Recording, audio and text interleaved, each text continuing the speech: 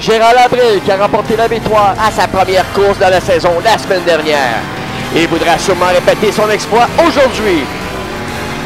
De Mid-Ohio, QRRS vous présente la 6e étape de la série North American GT. Ici Pierre Beaulieu pour la description des meilleurs moments de cette épreuve. Il reste seulement 6 courses à faire pour compléter le calendrier cette saison. Il n'y a donc rien acquis pour aucun des pilotes. Et nous sommes prêts. Et on roule sur le circuit de Mid-Ohio.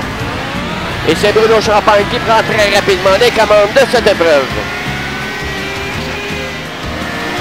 Et dès le 3e tour, Marc-André Turgeon prend la mesure de Gérald Abril. Un dépassement qui se fait dans les normes. Et Marc-André prend la 2e position.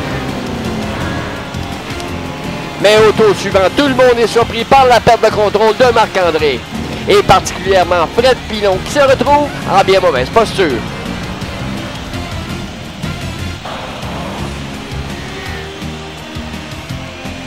Et Bruno Champagne qui roule en tête depuis le départ. Un petit moment de distraction, mais il retrouve vite ses esprits.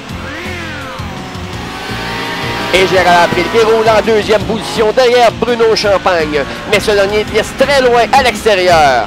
Les dommages sont minimes, mais il repartira en 7e position. Et cette fois, c'est Robert Lévesque qui perd légèrement le contrôle de son véhicule. Heureusement pour Robert, personne ne suivait derrière. Et Mike Provencher réussit encore un arrêt au puits très rapide. Il prend ici la mesure de Bruno Champagne pour s'emparer de la première place.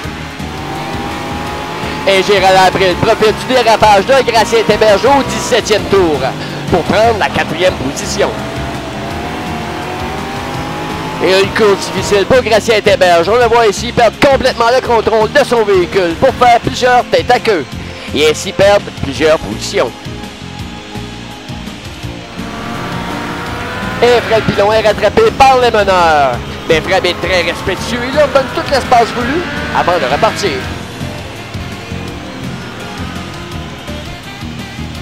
Et la malchance poursuit Gracien Téberge pour une 2e course de suite.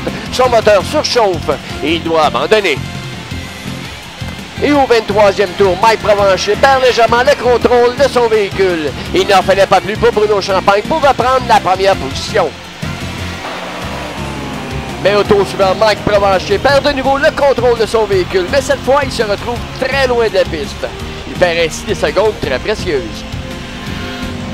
Et Marc-André Turgeon qui poursuit Robert Lévesque depuis déjà quelques tours. Et Marc-André pousse un peu trop sa machine, ce qui met fin à tout espoir de podium. C'est finalement Mike Provencher qui remporte cette épreuve. Et avec sa 2e victoire de la saison, il se rapproche de Robert Lévesque et de la première position. Et après avoir échangé la tête avec Mike Provencher tout au long du parcours, Bruno Champagne termine finalement en 2e place.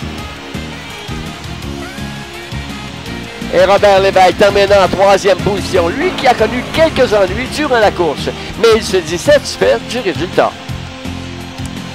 Voici maintenant le classement général. Robert Lévesque est toujours en tête avec 267 points. Mike Provencher le suit derrière avec 246 points. Et Bruno Champagne ferme la marche avec 191 points. Moi, je vous donne donc rendez-vous la semaine prochaine alors que nous serons sur le circuit de Road America. De Mid-Ohio, Pierre Beaulieu pour QRRS Sport.